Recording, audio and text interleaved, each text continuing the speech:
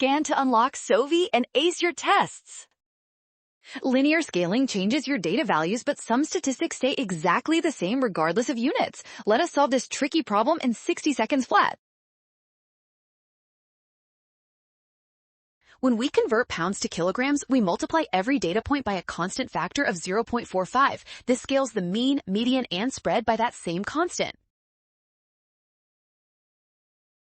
Standard deviation and interquartile range are measures of spread, so they also scale by the constant. However, the z-score is a ratio of differences, causing the units to cancel out.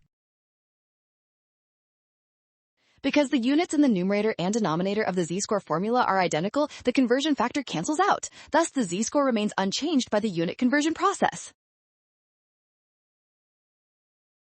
Smart move! Scan the code. You can learn better with SOVI. Never ignore units when calculating. Always verify ratios to find the correct unitless invariant statistic.